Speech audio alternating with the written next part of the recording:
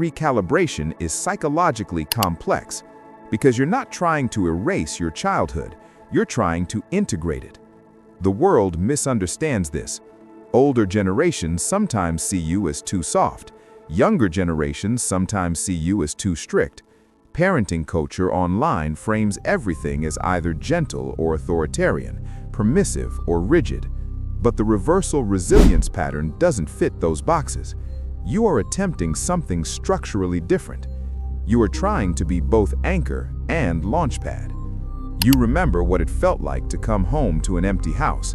The freedom, yes, but also the quiet question underneath. Does anyone really see me? So now, when your child walks through the door, you look up. You ask. You listen. You show up to the game. You answer the late-night call. Not because you're anxious, because you remember. That's the reframe. What some call over-involvement may actually be intergenerational correction. What some call intensity may actually be stored empathy finally given somewhere to go. Let's make this tangible. Imagine a father named Marcus. Marcus was a latchkey kid in the late 80s. His parents worked double shifts. He learned early not to complain. If he was bullied, he handled it. If he failed a test, he absorbed it. Now his daughter comes home in tears because of something that happened online. Marcus feels something surge in his chest. It's disproportionate to the moment, but not to the memory. He doesn't just see her crying. He sees himself at 12, sitting alone in his room, wishing someone would notice. So he steps in. From the outside, someone might say, let her handle it. But Marcus isn't rescuing fragility. He's responding to stored loneliness. That's the reversal resilience pattern. It's not fear-based parenting, it's memory-informed parenting. Biology gives us a useful metaphor here. In evolutionary systems, when an environment swings too far in one direction, extreme scarcity, extreme threat, the next generation often adapts by developing compensatory traits. If one generation grows up in drought, the next may prioritize storage, not because they are weak, because they remember. Gen X parents grew up in emotional minimalism, so you store presence. But here's where the tension emerges. Resilience was your survival language, and now you're trying to teach resilience in a world that looks nothing like the one you survived. You graduated into recessions, watched corporate loyalty dissolve, saw retirement plans evaporate. You learned early that systems don't guarantee safety. So when you look at your children, you don't think, how do I make them comfortable? You think, how do I make them capable? That difference is massive. The old world rewarded endurance. The modern world rewards visibility. The old world told you to toughen up. The modern world tells your kids to express everything. You are translating between emotional dialects, and translation is exhausting. You are part of what sociologists call the sandwich generation, caring for aging parents while raising children in a hyperconnected world. But psychologically, you are also something else. You are a bridge between analog and algorithm. You remember boredom. Your kids know stimulation. You remember privacy. They know performance. You remember mistakes disappearing. They live in permanent digital memory. So when you set boundaries around screens, it's not technophobia, it's context. You've lived on both sides, and that dual awareness creates cognitive load.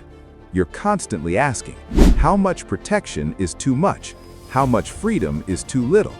Where does resilience end and neglect begin? This is the hidden strain of the reversal resilience pattern. Because while you are consciously trying to parent differently than you were parented, you are also afraid of swinging too far, and that fear can quietly morph into burnout. Not dramatic burnout, functional burnout. You keep showing up, keep driving, keep working, keep absorbing. But some nights you lie awake wondering if you're doing enough, or doing too much, or simply repeating patterns in subtler forms. Here's the deeper psychological truth. You cannot parent from recorrection alone. If your entire model is, I'll do the opposite of what I got, you are still orbiting repast. The structural shift is this. Move from reactive parenting to integrated parenting. Reactive parenting says, I'll give them what I didn't have. Integrated parenting says, I will consciously choose which parts of my past to keep. Because not everything about your childhood was harmful. Your independence wasn't a flaw. Your problem-solving wasn't damage. Your ability to self-regulate without constant reassurance is a strength.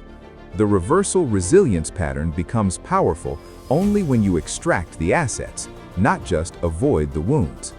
Practically, this means 3 recalibrations. First, distinguish discomfort from danger. You grew up with real emotional solitude. Your child experiencing frustration is not the same thing. Let them struggle, but stay visible. Presence doesn't require interference. Second, share your narrative selectively. Your kids don't need your trauma, but they do need your context. When appropriate, let them know, I didn't always have support. That's why this matters to me. That transparency turns intensity into meaning. Third, redefine strength. For you, strength once meant self-containment. For your children, strength may include articulation. Teaching them to name feelings is not fragility training. It's expanding the resilience toolkit beyond what you were given. Here's the paradox that might free you. You are not over-involved. You are intentionally present. You are not too strict. You are future-oriented. You are not confused. You are integrating 2 eras inside one nervous system. Think of a tree growing at the edge of a forest. It withstands harsh winds from the open field, but it also receives full sunlight. Its roots grow deeper because it must stabilize itself against shifting forces. Gen X parents are edge trees. You grew up exposed. You are now rooted. Your children benefit from both your depth and your light. And if sometimes you feel misunderstood by your parents who think you're overdoing it, by your kids who think you don't get it, by a culture that commodifies parenting into trends, remember this: bridges rarely receive applause. They receive weight. And you are carrying weight with more awareness than you were ever given. The fact that you reflect on your parenting at all, the fact that you question yourself, the fact that you are trying to blend resilience with warmth, that is evidence of evolution. You were raised to handle things alone, and yet here you are, choosing not to let your children feel alone in the same way. That is not weakness. That is generational repair.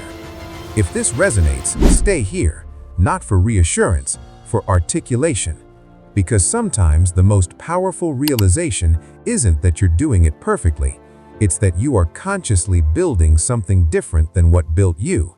And that difference matters more than you think.